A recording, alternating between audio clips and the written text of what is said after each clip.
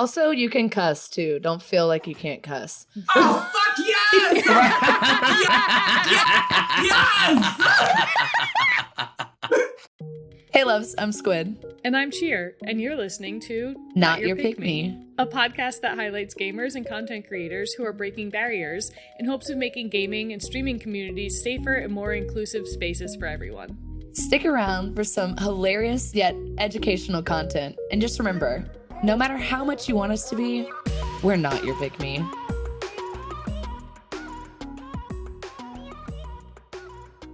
Hi everyone, welcome to another episode of Not Your Pick Me. Today's episode features streamers in drag. Today we have special guests GothikaLove and AnnabelleLektor, two amazing streamers to kick off our season 2 with a Pride episode. So let's go ahead and have our guests introduce themselves. GothikaLove, do you mind introducing yourself for our listeners? Yes, I do. Hi, I'm GothikaLove. I am a horror variety content creator here on Twitch. I've been doing this full time for at least more than a year at this point. I've been a partner for more than a year. And a fun fact is that I know that Squid is very terrified of birds. You cannot take my fun fact and use it as your own. I cannot with you, Gothika. Oh my god. Also, I heard horror streamers, so. And you would be correct if you heard that. Yeah. I'm crying. Damn it, stole my own fun fact. Oh, I love that.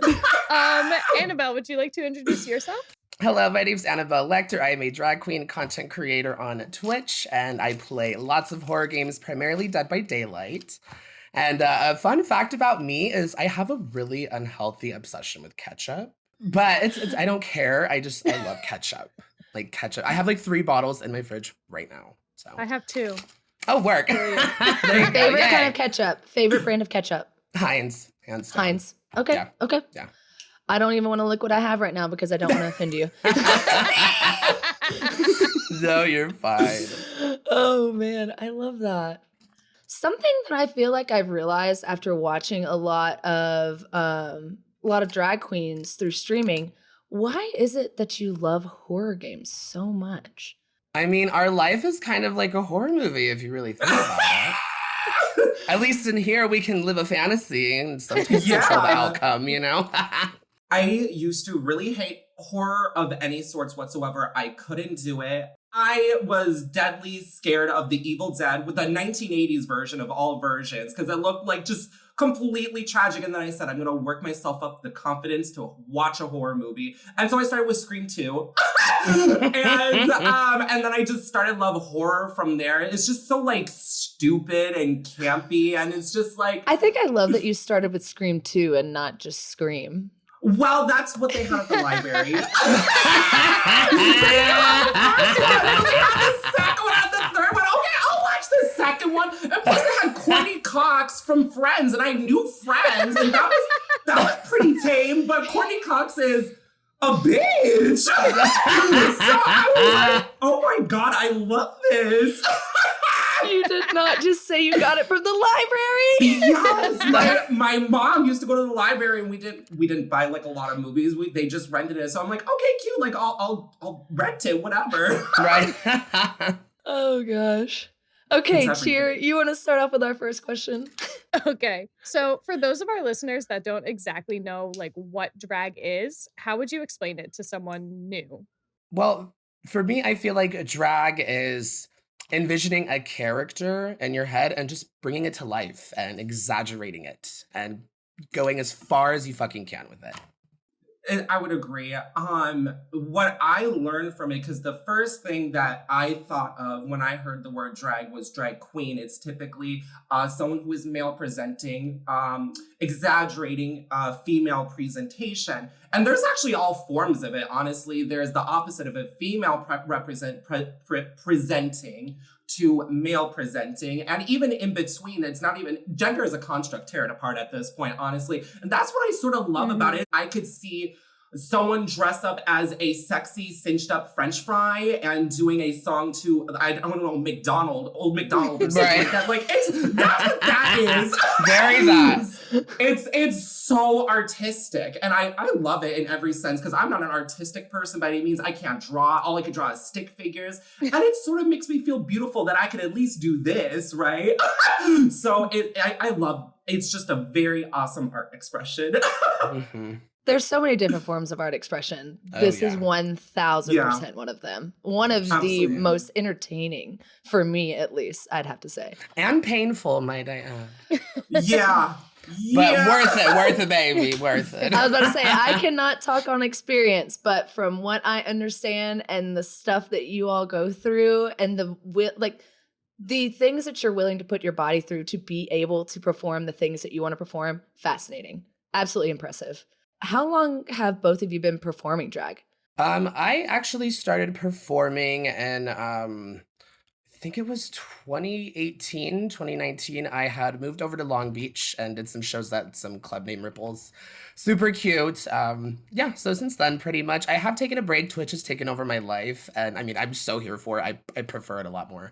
But yeah, about that long. So I don't exactly have a timeline. I started getting into makeup when I was, again, in the 8th grade.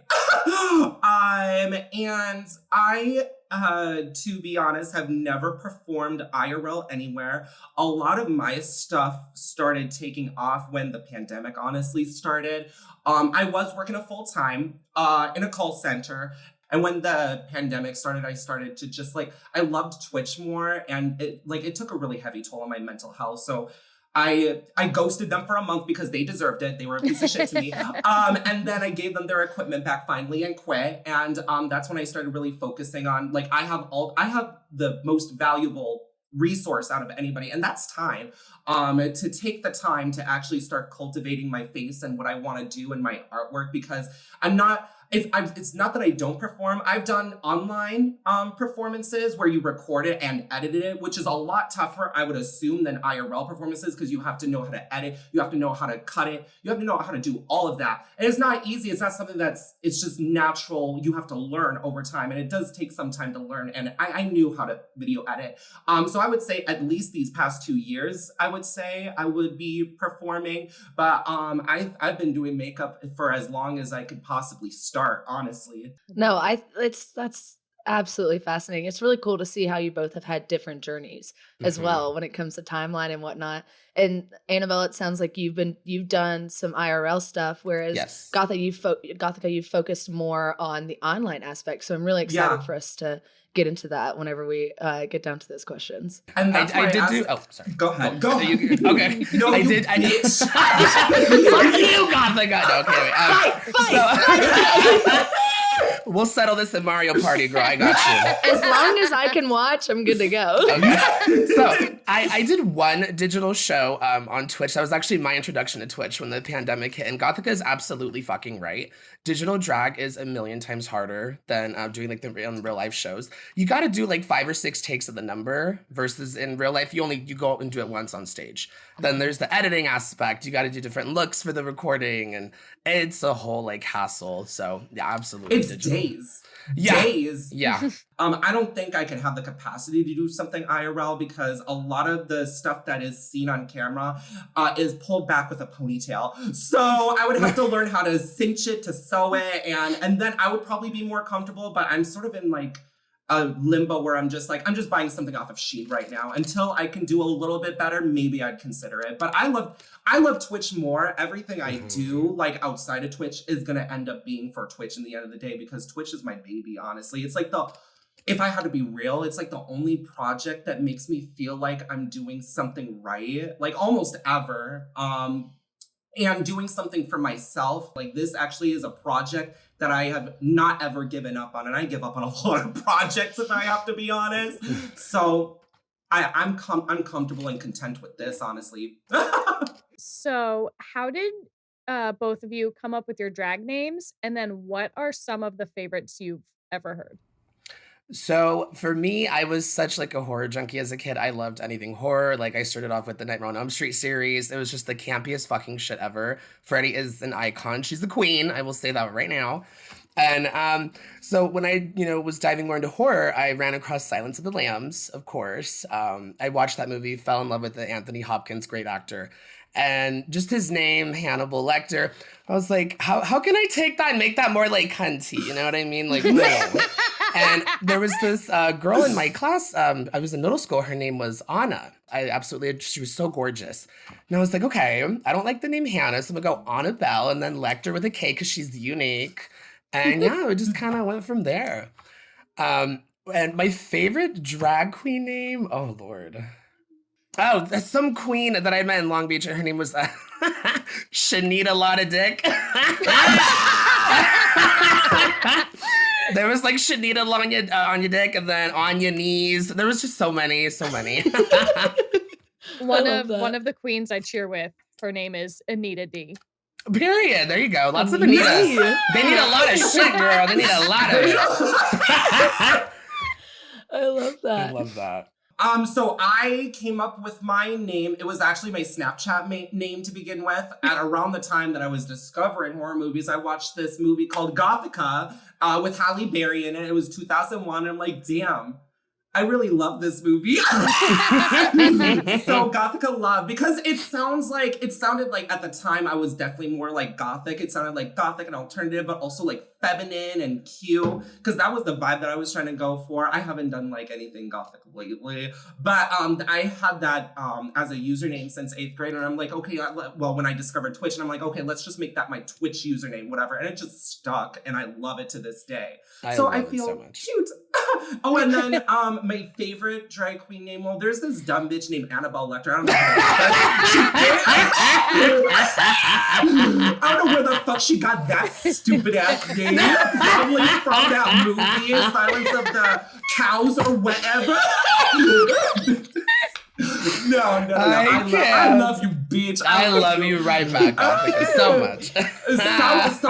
Someone recently started baby drag, and they named themselves Vanilla Extract, and I'm like, that seems fitting, Caucasian as shit. So yeah, what in the caucasity? Vanilla, I know. Caucasity of all, and when they see it, they're gonna be like, fuck you. But I love you, Right, I cannot. So real quick as well, Annabelle, if you don't mind for our listeners at home to explain a little bit, give us a definition of what campy means. So campy is just taking something and just over-exaggerating it. Like, look, campy. You know what I mean? Lee Bowery is one of my biggest inspirations as far as being like an artist goes, and he is the one that inspired this look. This is very Lee Bowery from the 80s. Educate yourselves, y'all watching. If you don't know who Lee Bowery is, go look it up. But yeah, just just taking something and exaggerating it. Those of you who are listening right now, I don't even know if I could fully explain what Annabelle is wearing right now. It is a beautiful, tell me what color that is, because mine kind of changes the color. I'm gonna be honest, I am like colorblind, so I don't know. This looks orange to me, but somebody told me, my partner says it's peach, I see orange, somebody else told me it was pink, so I don't fucking know, but she's cute, right? I got this from Fabrics R Us, it was like $5 a yard. She made this too. I don't know what color it is. So but it's like a full floor length gown, like all the way to the floor. Orange, maybe coral. It's got beautiful butterflies on the sleeves. 3-dimensional, like they're like they look like they're flying away or they just landed. Really, they just landed because of Love. Right. Stone to the gods, all of it. Yes. So that was just a quick, so that they could understand a little bit more. You forgot the most important part is the beautiful lashes, like a ski mask type of contraption.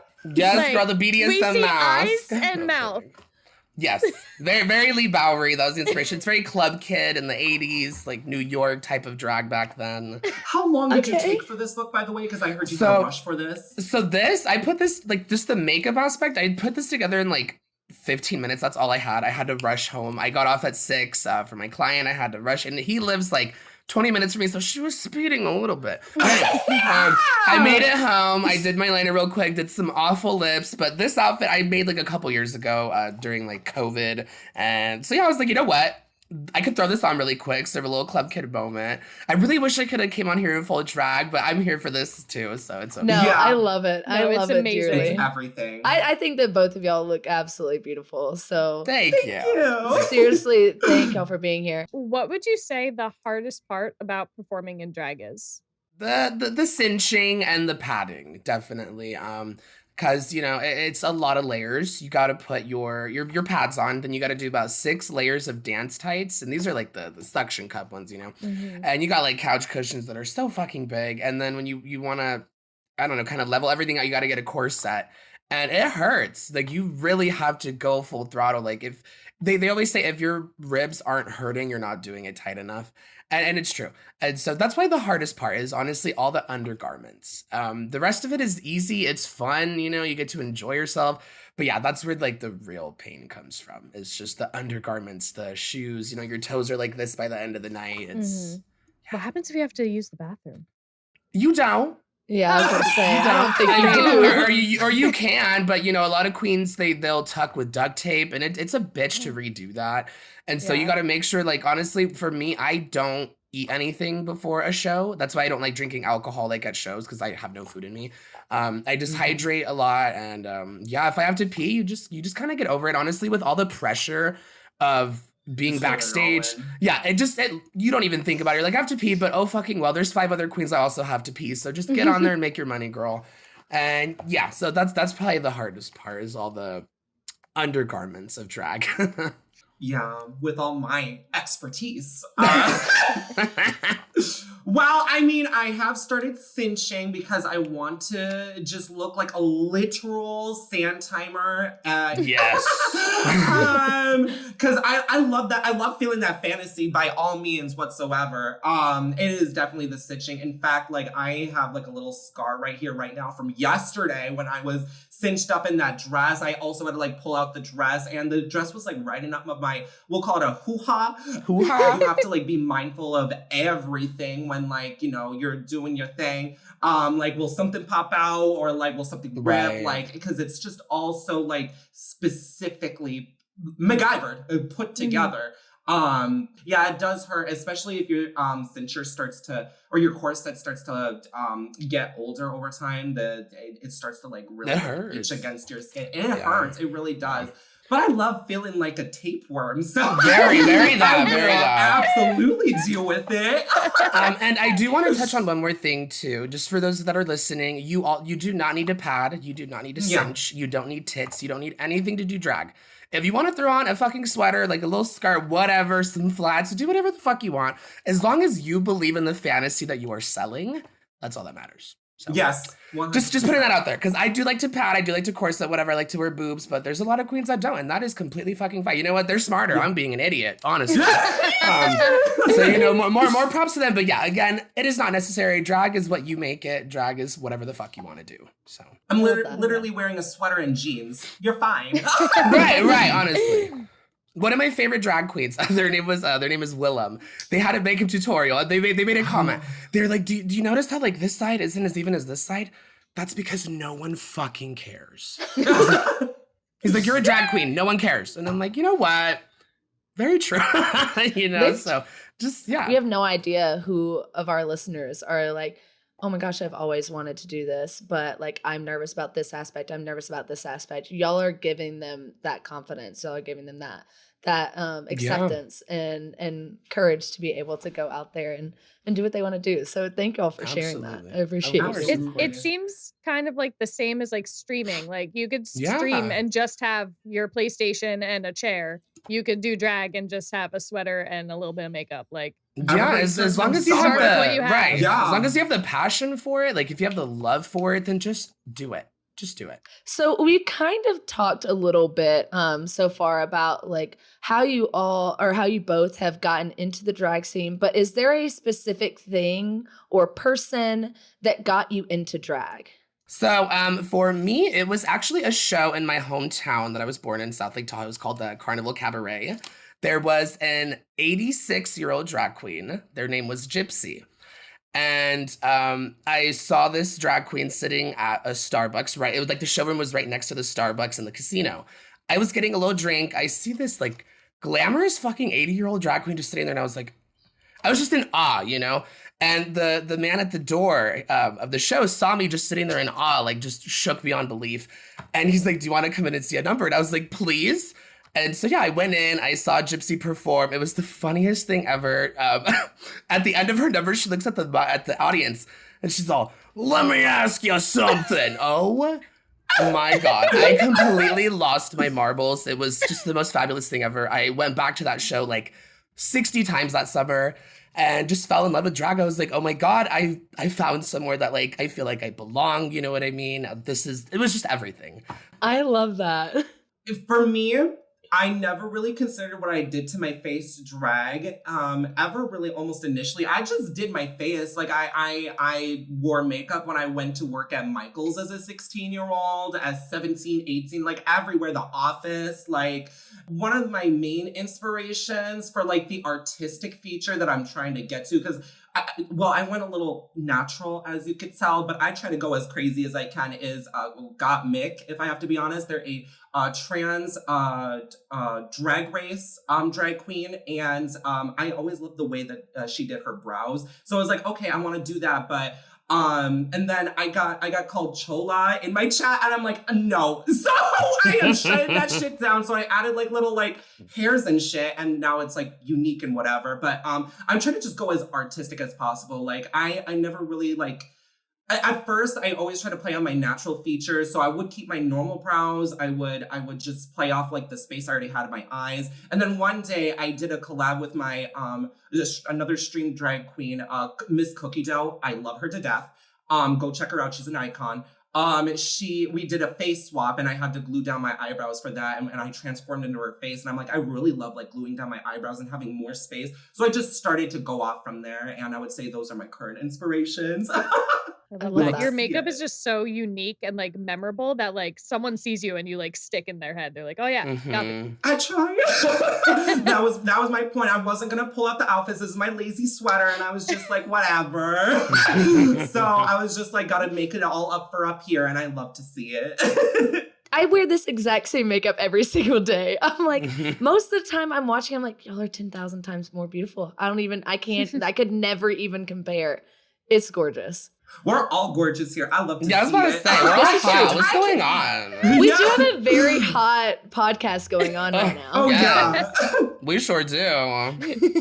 Gothika, you said you do Twitch as a full-time job. Annabelle, do you as well? No, I do not. I am also, currently I am a caregiver. I've been doing that for the last 8 years. So that is my day job. I do work with the elderly, sometimes the developmentally disabled, just depends on what the case is. But Hanny, as soon as she gets home, you know, she comes out. You mean you don't go care for them like that? No. Oh my God, no. Some of them have dementia. What? I will fully have the police called on me. No. And all this in jail, baby? I don't think so. No, girl. No. But I have had some clients that were very sweet, and one of them just did ask what I did, you know, as a hobby, and I told him I felt comfortable with him. He was so cute. The next day when I came back, this man was like 76. He started asking me, "What's your stage name? What's it called?" He says, "Do you kiki with your friends?" He's like, I was looking up terminology. He was looking up terminology the night I told them, just to have more to talk about with me. The cutest man ever. That's yeah, beautiful. it was amazing. So yeah, some clients did know. Most of them no. Oh. That is so tender. Yeah, it was the best thing ever. He was the cutest man ever. So we talked about what got you both into drag, but what got you into streaming specifically? I'll go first on this one. Yes. God. So like I've been doing this for 3 years. 3 years ago, I was just in a normal DVD lobby on my PS4 with a friend of mine, and then they brought in a friend, and that friend was streaming on Twitch to like 2 or 3 people and just like hanging out. I just thought to myself, like, it's really like cool that you're recording this and like it's gonna be safe forever. Like, what if you get like a really crazy moment? We could talk about it later. I thought that was a really cool idea. At the time, I lived in my very first apartment. And I recently went through like a really horrible breakup, and I was living with the person. It was I would describe it as a mentally abusive situation, TW. And I went straight to YouTube to look up like Dead by Daylight gameplay, and Azralin, I don't know if any of you know who that is, and I popped in like probably the one time ever. They were streaming and it like looked like a lot of fun, and they were talking to everybody. I'm like, oh my god, that's like so cute. And so I tipped them, I let them know like, hey, like you're really inspiring me to do this as well too. And I just did it like the next day. I was sleeping over at my sister's house because I was really sad. I didn't want to be alone. And so the next day I just hooked it up to my PS4 and I started streaming from my PS4 from there on. And just for everybody to know, because a lot of people say like, and I don't like when people say this, but a lot of people say like, sometimes streaming is not for everyone and you got an it factor. I absolutely believe it factors are correct, but streaming is something that you learn, because I streamed for less than average 10 people for a year, like a year to a year and a half. Then it went to 20 to 30. And then I had some bullshit video pop off on TikTok that brought a lot of like Trump supporters to like bombard me. And then I went from 30 to 60 and it just goes on from there. And I still didn't even believe at the time that I got partnered that I had any sort of value whatsoever. I still didn't even believe in myself. Streaming is a fucking journey, and it has taught me to love myself even more, to be more confident in myself. I would say probably these past 6 months, I've been the most confident of myself and what I bring to whatever. I mean, I can't describe what I bring. Squid probably knows that. They rated me last night and probably sensory overload. But I bring something. So just keep doing what I'm doing. Yeah, it was crazy rating you. I'm not gonna lie, but it was so fun. It was so my fun. favorite person to raid. Oh yeah. So Annabelle, let's also get to you. What is it that got you into streaming? So what got me into streaming, my drag whole, I guess my little drag career started on social media. Actually, I was an Instagram queen for like the first half of my drag journey. Things kind of took off on there, blew up a little bit. I reached about like 20K followers at one point, and it was pretty overwhelming being so young and like having brands like, hey, promote this, do that, and I don't know what the fuck a contract is. You know, I'm still in high school, and so I'm just kind of like, okay, and you know, a lot of brands taking advantage of me. It was rough. So my mother actually passed away. And when that happened, I just kind of dropped drag altogether. I did not have any motivation to get into drag and post pictures. I didn't care about promoting this or promoting that. And I didn't want to go out. So I was like, well, who am I going to do drag for me to sit here? Like, no. And then, yeah, as I started playing Dead by Daylight to kind of get over the situation with my mom. I know, grieving death by playing a game involving death. It's fucked up and weird, but you know, so am I. So I started playing Dead by Daylight. I was looking up TikToks. And I actually ran into Elix. Her name is Elix TV. She is a member of Team Stream Queens. She had a video where she was getting chased by a killer and she was sucking on a popsicle. Yes, the rave! Yes. She put the popsicle in her mouth and was just like, like freaking the fuck out. Yeah. And I was like, oh my God, there's a drag queen playing Dead by Daylight on Twitch. And at this point, I had already done a few of my the digital drag numbers, so I knew about Twitch. I looked her up and I instantly fell in love. I was like, oh my gosh, this is perfect for me. Like, I don't want to perform out anymore. I play games every fucking day anyway, so might as well throw this shit on, get on camera, and build a wonderful fucking community full of a bunch of queer people. And yeah, so that's kind of where I got started, was all because of Elix. I love that you both knew which one it was, though. She looked like a blow-up doll. That's how I remembered it. She looked like a straight-up blow-up doll, and I was screaming. There was something long in her mouth, girl. Oh, it was so funny. She didn't even like stick like a part of it in. She stick the most the whole part girl, of the yeah, all of popsicle, and then just like. At the end, it was the funniest clip I had ever seen in my life. It was like, as exaggerating as it sounds, it was like truly life-changing. Because I was like, oh my God, this is something I could fucking do. Like, let's go. And then, yeah. And you saw that support Exactly. too. Like you saw that like, oh, other people also are really into this, like into Yes. like being able to see this entertainment. It's like, oh, I I was can shook. easily do I that. did not think there was a market for drag queens playing video games. I did not Mhm. expect that at all. Yeah. And there's just so much drag representation on Twitch. I fucking love it. We I love it truly so took much. over Twitch. Like Twitch Oh, is yeah. the Oh my drag God, queen's yes. home. I'm Yes. sorry. Yes. How did the two of you actually meet? I came into Gothika stream because I Okay. was in love with her fucking name. And I remember I was like, oh my God, like I was intimidated. I am a shy fucking person. And I was like, you know what? You gotta go out, you gotta meet people. If you're gonna build connections, go fucking meet people. Yeah. So I was under recommendations. I saw this beautifully chaotic person and I was like, let me go in there. I almost pissed myself within the first like 2 minutes. So I was like, I must talk to her. And yeah, then she reached out and asked to do a collab one day and I almost shit my pants then. And yeah, then we just became really close after that. So I love that. I don't remember a single thing. I was just like,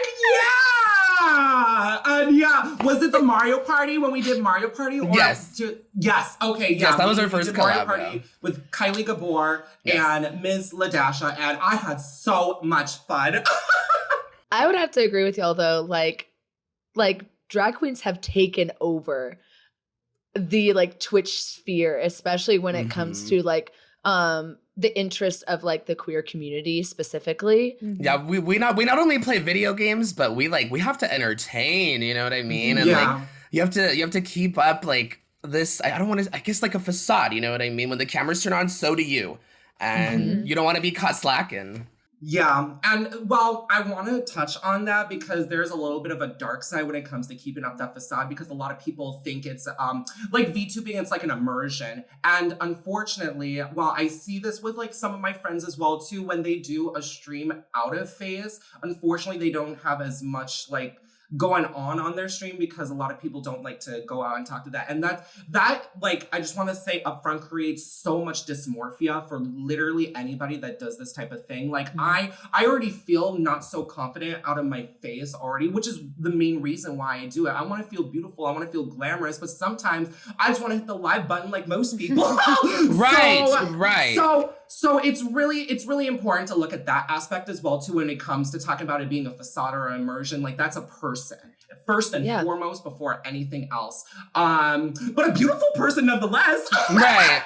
Where would you say it hits on the mental health aspect of feeling like you have to be on all the time to be able to feel like you're keeping your community around? I know I have resting bitch face, so it makes me feel unapproachable at times when I feel as if I'm doing a face, not doing a stream not in face, and not a lot of people do come by because we all have channel analytics. And yeah, it's okay to look at numbers. It depends on what you do with those numbers is how it shapes who you are. So I don't want anybody to feel ashamed for obviously like looking at, you know, that kind of things. I love looking at bars and pie charts and all that. I'm a woman in STEM. Yes. But it does take a little bit of a hit on me. But lately, I'm just trying to remember, and this has been helping me a lot lately, is that it's just one day. It's one day out of so many more days that you're gonna have in the future, so many days that you've had in the past, you know, and like you did it, you felt comfortable, and you had a lot of fun with whoever was there, and that should be like the number one thing that we should all be looking at. But it does make me feel like at the beginning of it, it made me feel a little sense of like, maybe I'm just not as attractive as other people, so maybe I'm just not as approachable. Maybe I look like I'm just bored or tired or you know, all that because of my resting bitch face. That was my experience with it. Lately, I don't give a fuck no more. Right. You've had that first you've had that little blue VTube model. Ramona Has that Rosebud. So not necessarily, and the reason why is because she's a persona herself. Because a lot of VTubers they just they're themselves, and it has a beautiful artwork. I love VTubers. I've been getting really obsessed with them. That's where part of my chaotic energy comes from. Actually, I'm really inspired by some VTubers. Ramona has a voice. Like I went, I met people on Twitch for the first time in California, San Diego, California, because there was going to be no TwitchCon, and I've been safe. I always wear my mask everywhere I fucking go, and I was just like, I need to meet someone though. I don't travel. It was my first time on a plane, and I developed like this voice, and it sounds a lot like Lady Bunny, and she's like, girl, and she will say like the most depraved shit ever. Girl, I was around when I nailed Jesus back in the day, and put him on the cross, girl. And just say some depraved, stupid shit. And everybody just fell in love with Ramona. She's my emotes. And so I did partial PNG tubing at that time, but it's a very different vibe because it's not, I'm not trying to be me. I'm trying to be someone else, which is Ramona Rosebud. So if I I did a VTuber of any sorts where I'm myself, it would probably be a lot easier, but because of that aspect, it didn't make it any easier whatsoever. And it was a very different vibe. And plus a lot of people, and I've seen great examples of this. A lot of people that are into drag streams are not synonymously into VTubers. It's two completely different niches. So being able to make people understand what VTubing really is, because it's technically like still like a very new thing. It's a popular thing right now, but it's still very new, is not synonymous in any way whatsoever. So I can't just cut cold turkey and go to VTubing unless I was ready to be able to not have as much people around. And I love what I do. I love doing my face all the fucking time. I love feeling fabulous. So I'd rather do this more than VTubing over anything. What about you, Annabelle? I have noticed that like off drag or like out of drag stream days, they don't perform as well as being in drag. So it does take a toll because you're kind of like, well, what the fuck's wrong with me? You know what I mean? Like, am I not okay? Like, it's still me, just with a fucking bunch of paint on my face. You know what I mean? So yeah, I can get a little like, you just beat yourself up a little bit. You think you're not good enough. But, you know, at the end of the day, the way I see it, it's like, it's my art form. I love doing it. So the moment it starts feeling like a chore is when I gotta like chill out. Hold on, otherwise it's gonna suck all the fun out of it. And I don't want that. So I started recently dabbling into like filter tubing. So like I'll still throw a wig on, I'll have a cute outfit, and then I'll throw like a Bratz doll filter. Yeah. And I still get to give out a fantasy. My skin gets a break. I don't have to, you know, take 4 hours prior to starting my stream to get ready. It takes me like 4 hours. So my day starts at 12 a.m. and then I end stream at like around 12 p.m. So it's like a 12-hour day when I do stream and drag. It also like shows you like who's really there for you. And there's nothing wrong with the people that leave because you're not in drag, whatever. They enjoy what they enjoy. But at least this way, the people that are still there, you can build a connection with them even stronger. You know what I mean? So it's cool. And like Gothika said, it's just one day out of many. That's what I always tell myself a lot when I'm like, oh my God, I'm such a lazy cunt. I'm not getting in fucking drag. Like, what's wrong with you? You know what I mean? Like, you're so useless. Like, blah, blah, blah. And it's just lazy like, girl, ass bitch. Very that, lazy ass bitch. And so I just kind of tell myself like, no, it's okay. You are human. You are not just that. You are not AnnabelleLektor, just Annabelle. You are also Jonathan. Like Jonathan, Annabelle wouldn't be here without Jonathan. So take care of him too. You know, I've only been streaming for about like 11 months. I'm hitting my 1 year in June. And, you know, seeing numbers fluctuate does hurt. You know, it hurts your feelings a little bit. You're like, well, shit, what am I doing wrong? What's happening? It's just, that's just the way it goes. Sometimes people are busy. There'll be a month where a lot of your viewers are just fucking busy, and then they'll be back next month. It's fine. But don't ever beat yourself up for it. You know what I mean? If it doesn't perform as well as you'd like. And just keep fucking going, because it all adds up, you know? Like TikTok and shit, views can be awful. But if you just keep fucking posting, something's gonna blow up. Like, just keep trying. You're not I mean, wrong. I discovered this myself the other day. I'm still learning like stuff that makes me happy. But like at 3 a.m., I was feeling a little bad about myself. And I'm like, I have no reason to feel bad, but I'm just feeling a little down. And I'm just like, I'm feeling a little unsuccessful. And it happens to me like all the time. Like, I'm not doing enough. You could be bigger. And I have like this like overbearing mom that could tell me like, you could have begged something. But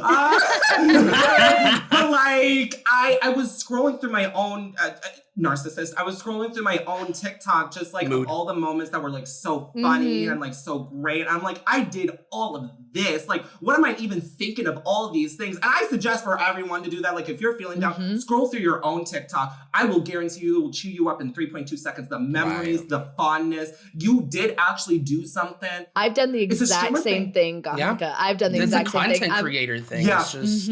I've gone through and I've just been swiping. I'm like, God, that was so funny. Like, that was a good time. Like, You this probably are helped right. someone. No, I'm gonna be honest. When I started discovering you two on my FYP page, that's where I recognize y'all the most. I was just like, you are doing the God's work when you're like just going on and on like on a fucking on the VC, and I'm just like.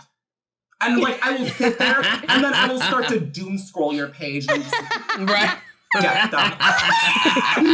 I even saw one. I saw Cheers today. Like I'm like, you fucking Right. because I cannot go on VC. My mental health is. But y'all, I'm just like you're doing what I want to do. Right. Honestly, I love it. It's inspiring, really. Like, It is. pop It off, really pop is. the fuck off. I would like to make a disclaimer that I do not have good mental health. I'm just saying. Neither of us have good mental health. Don't let us fool you. My therapist is like, how are you letting out your emotions? And I'm like, well, I don't feel them or I scream at unsuspecting children on Call of Duty. And she's like, I'll take it. Yeah. Right. If that's what you gotta do, sure. Whatever it is, as long as it's coming out somewhere. All right. So you obviously know that our podcast is called Not Your Pick Me. Do you both have a definition or understanding of what a pick me is to you? It's okay if not. I just don't want to word anything. I studied bimbology. I don't know. Yeah. So from what Cheer and I have experienced and what we've started to understand of what a pick-me is, a pick-me usually is called out for women specifically. Women are usually the ones that are called a pick-me, when really a pick-me can be anyone. And it can be anyone on video games, online, as well as even like in real life. It's just a person who is willing to put down others and at the they're putting down others to be able to help themselves feel like they are part of the group. The majority. Yeah, they're trying to appease the oppressor to feel equal to Yeah. them, even though they never will be. Ran into a lot of people like that in my life. Being a drag queen, especially, there was a lot of gay men who were very like, they would just shame me. You know what I mean? For some odd fucking reason. They thought it was cute to like shame me with their little like straight friends and be like, oh, like I'm gay, but I'm not one of those gays. Like I'm different, I can chill with those straights. And I'm like, ew, why would you want to? No shade, but It's okay to shade a little. Right. Running into that, it. it's happened so many times. A lot of close friends that were like, oh no, you're freaking weird. And I'm like, what? Like, it's makeup. Like, relax. It's still me, girl. Like, hello. But yeah, lots of pick-me's I've ran into in my life. I just, in my head, I was like, no, everyone's so supportive. Oh, that's bullshit. I don't know why I try and live in that world. Absolutely not. No, the type of drag I do, I can be like very alternative. I can be very club kid. There's a lot of pageant queens who do not like my type of drag. They want everything like divine, fish, like feminine. You know what I mean? They want everything to be polished. Yeah, polished. Like a certain type of polish. Yeah. Because I consider you polished. You are absolutely gorgeous. Your art is literally fucking art, and no one could do like your face, which is beyond me. I don't mean to interrupt. Thank you so much. No, you're good. Thank you so much, Gothika. Yeah. And with that, there have been a lot of queens who would not want to book me. And, my drag sisters who, they do like my art of drag, but they also do pageantry. They would be very like pick-me's with them. They'd be like, oh yeah, girl, I don't know. There's no room for that in here, blah, blah, blah. And it's just like, you are also a man in a wig, bitch. Do not piss me off before I lick your eyebrow off. This is glued on, bitch. You can't lick her off. So it's just like, it's in the drag community. It's even in like the gaming community. You know what I mean? I have some friends who don't like a certain play style, and they'll shame a play style that they also enjoy with the opposing side. If that makes sense, I don't know. Like with Killer and Survivor, there's like a whole discussion. Survivors use dead hard and they suck. And I'll see people who like will literally play with me and they will use those perks, but then we'll go into like a killer mainstream and be like, fuck those survivors with dead hard. And it's like, girl, why are you trying to be a pick-me? It's fine. Like, just say you love dead hard and what, So I feel like you see it everywhere you go, and it's so unfortunate. When I heard the definition, I was just like, nothing really came to mind initially. I guess it's because a lot of the times I do really stick to myself and mind my own lane. And I'm starting to, put myself out there a little bit more. Like, people are not as bad as they seem. The world is not ending. You can say hi to someone. There's no reason to have anxiety to say hi to someone and keep up a conversation, maybe. I didn't really start even defending myself in like a boundaries type of manner, I guess. And until maybe like 6 months to a year ago. A lot of people that don't do what me and Annabelle do like to judge it in like a lot of positive ways, but then there's the ones that do it in like a really like negative way, and they feel the need that we need to know how they feel about it when truly I don't give a shit. So there will be times where like, you know, people will come in and like they'll say something just like a little bit off. Not recently, but I've had that kind of experience. I haven't had that with like another, I would say per se, a streamer. No, I never had someone like put me down to my face before. Maybe I'm cute. I don't know about you, Annabelle, but maybe I'm cute. God, I am such a bitch to you today. I love you. I love you too. I don't know what is going on with me. But that's how we show But then love. again, too, yeah, It's kikiing, you know. That's just how it is. I love it. That shit's funny. Like for me personally, I have my own opinions. Like I don't like people that are overtly toxic in an after game chat. I really don't. I think it's not a personality. And I will say that. But if you want to do that, just as long as you own it, I'm fine with it. Don't come to me like saying like I think you're a bad person. You're a person. But everybody has like their own things or whatever, you know. So and nothing that I experienced personally is where someone went to my face and was basically pick me behavior. You haven't dealt with pick-me's, but I've seen that you have dealt with a lot of like hate raids and stuff, Gothika. So how did you handle those? So I will say when I mentioned my streaming journey earlier, 30 to 60, the reason why that happened, I used to post on TikTok 3 times a day. They say post a lot, do a lot. And at that time I wasn't confident in like my content all the time. I was really nitpicking, trying to find a clip all the time. And that's how it is a lot of the times when you're not as big as ours, because I hate calling, you know, small streamers small. Like there's no such thing as a small streamer. You're just not as big yet. Mm-hmm. And I was just, one day, I was just like, fuck it. Like I had the day off of work and I'm just like, you know what? I'm burnt out from always posting. It's just not like really big or going anywhere. Like, oh, I'm not in my blow up moment, streamer. Oh. And so I was just like, let me just post this 1 minute troll clip of me like reading The Boots House Down. They came in my chat. They said, gays are weird, Trump 2020. Out of just nowhere, because this was around the election time. I was just like, okay. And then they continued to say I had a big forehead. Which is funny in retrospect now, but I read them down. I was playing Fall Guys throughout the whole time. I was just saying they're like, you stupid fucking bitch slut. I'm trying to get like, you know, placement. I was trying to get placement. You know, you are the most irrelevant person here between everybody that's here. So how about you crawl back into your basement in which you do not socialize and leave the stream alone.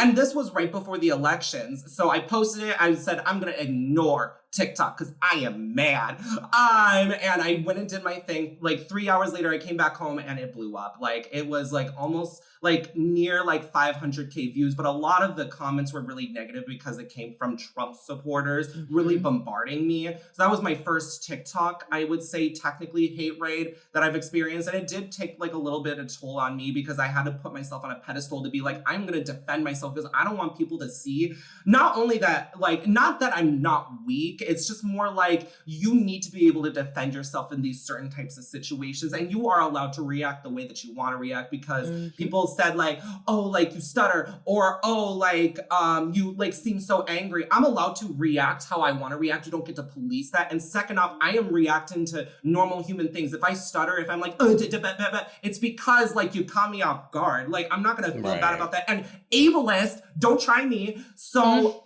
I went from 30 to 60 at a point. And I met so many amazing people around that time. But the most recent thing I would say is, God, what was it? Like a few months ago, randomly one day I was just like, I want to do a rainbow look. That wasn't celebrating anything special. I want to be rainbow like all the time. And around that time, Cozy TV was starting to happen. And apparently, I don't know what the fuck that is. I learned it on stream, honestly. Like I am so disconnected. I learned it on stream. And they were like, oh, there's hate raids going on. And I said to myself, wow, I've never been hate rated before. That's not gonna happen to someone like me. Wow.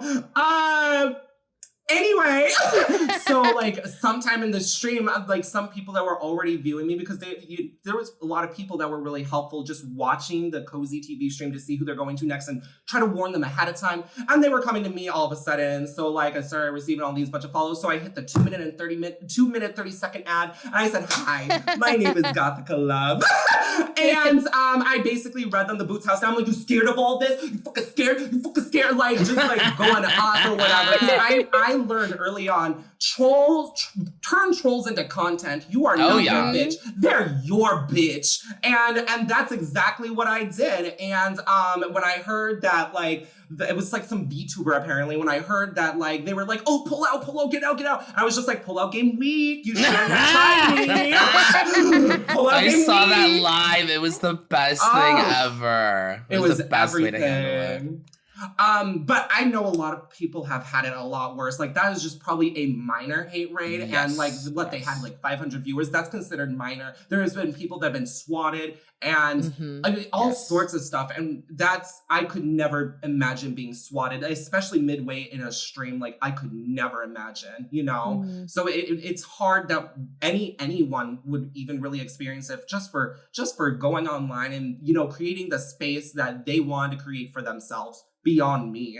It's crazy. I only experienced one hate raid, but only the after effects of it, I guess you could say. My mods, they're absolutely lovely, and they are always on it. The minute they saw anything fishy, boom, boom, boom, gone. Sub chat only mode, and fucking the advertisements. I was like, what happened? Why is it in sub chat only mode? And then they were like, don't worry about it, girl. I was like, okay. And then I get a text from my head mod, and she's like, hey, girl, they came in, like, but we took care of it. I was like, period. But afterwards, it was just so unsettling to know, like, shit, I was like targeted. And then to not know like what's gonna happen after, like, you know, what if I get doxxed? Like, you know, previous friends that we have on the streaming community, you know, some of them have been doxxed, their personal information was released, you know, dead names, all that awful shit. And yeah, it's definitely scary, especially with Pride Month being around. You know, I had a big conversation with my mods that we gotta stay diligent and we gotta pay attention. If anything's awkward, immediately stop. Gothic actually inspired this. I have a 2 minute and 30 second ad button right here ready to go. I have the emergency sub only mode. Exactly. And so, you know, it's for those of you watching, yeah, it is important to stay diligent and make sure you have a panic button ready to go. If you don't have a stream deck, like you can get the app on your phone. You could do it on your computer, just sub your stream dashboard. There you could add the buttons and just click it right there. Your mods could even do it as well too, you know, like it's important to stay diligent and ready. It's not because you should be fearsome, which is why like I don't talk about this like a whole bunch because I don't like to like strike fear into people. It's just a safety precaution. Yeah, safety precaution. You need to take in the end of the day if you want to curate a safe space that you consider yourself a safe space, you know, like that's something that you should have like ahead of time. Absolutely. I'm the type of girl, like I have thick skin. A lot does not affect me, you know what I mean? Haters like that, I'm like, girl, kiss my ass. So you're gonna be in my DMs later, just so you know, you know? And it's like, I don't care, but my community members, like the safe space that I've created, I refuse to let some asshole ruin that for them. I don't want them to be like, oh shit, I don't want to go in there. I don't want to see anything. To feel bad. Yeah, no, fuck no. And so, you know, I don't let them see me sweat either, because I'm just like, girl, we're not worried about them. It's fine. And I had somebody come in calling me all sorts of slurs, saying I looked like Pennywise the Clown. I was like, baby, I'm cosplaying your mama. What do you mean Pennywise? And like, I remember his account name was like El Jefe, which means like the boss. And I was like, El Jefe. I was like, that's what your daddy calls me too. You know what I mean? You just, like Gothika said, take the trolls and turn them into content. You know what I mean? Laugh at them. You know, you don't want to let them see you sweat. It's not worth it. But of course, if it does affect you, it is valid, obviously. Completely. Like we said, don't be fearful, but stay ready. You ain't got to get ready if you stay ready. Like when y'all talk about mods, I feel like they don't get enough thanks sometimes. No, for the amount mods of are the work backbones that of they Twitch. do. Yeah. Like they are literally the reason why that I am even functioning. Mood, very that. So at the end of our podcast, even though we're not live, we like to kind of do like a raid like Twitch, but not live. If you could raid anybody right now, who would you raid? I'm just going to specifically state that I am looking through my list of people that are live currently right now as we speak, because there is so many people I would obviously say. If I ask y'all to check anybody out whatsoever, this is my current inspiration. They are so beautiful. They're nice. They are a lovely trans streamer. Their name is Spooky Snowflake. Yes. Spelled exactly the way that it's supposed to spell, Spooky and Snowflake. They are a goth mini titty streamer. That's what they say. And then sometimes big titty. They are so funny, so hilarious. When you start hearing their voice, you will never get it out of your minds. They talk about everything, like really serious shit, and make it so that like there's hope in the end of the tunnel. And they talk about really stupid, slutty shit, and I love them so fucking much. I love and that. I'm hoping to collab with them tomorrow, thank God. But yeah, Spooky Snowflake, check them out. I love her so much. Heck yeah. What about you, Annabelle? Yes. So for me, I would absolutely love if y'all checked out. Their name is Euphoric Rose OX on Twitch. They are a dear friend of mine. They are a Black content creator here on Twitch. They do a lot of Grand Theft Auto roleplay. Some of the funniest shit you will ever see in your life. They are one of the funniest people on here, aside from Gothika, of course. That bitch will always be my #1 chaotic streamer. But Euphoric Rose, something about their presence on stream, you just feel so welcome. I have never laughed as hard as I have in their stream before. Check out their TikTok if you can. Like I said, Euphoric Rose OX. Some of the funniest content you will find online. They were one of the first streamers to actually raid me too on Twitch. Oh, That's awesome. Absolutely adore them. Their links and things like that will also be in our show notes so that people can check those out, Word. as well as all of your socials and things like that so that people can go and check out y'all as well. Thank you so much for listening to our podcast, Not Your Pick Me, hosted by me, Squid. and me, Cheer. Join our community over on the Discord and follow us on Instagram and TikTok for more exclusive content. When you leave a review, tell us about the topics and creators that you want to learn more about. Our executive producer is Janice Matsko of Empowerment Ventures, and our theme music was created by Brandon Peralta. Until next time, guys, all my lovins. And thanks for hanging out.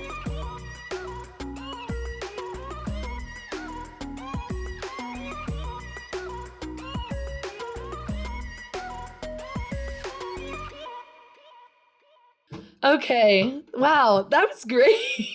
My was face is amazing. hurting. My face Mine- is literally yeah, mine hurting hurts. from smiling. Mine all the time. too. So It's much from the fun. mouse. My nose is too, like from the mouse. smushed right now. So. You Yeah. turned to the side before, and I was like, oh Yeah, no. I was like, that's there's no painful. nose. What the fuck? The rhinoplasty of it all.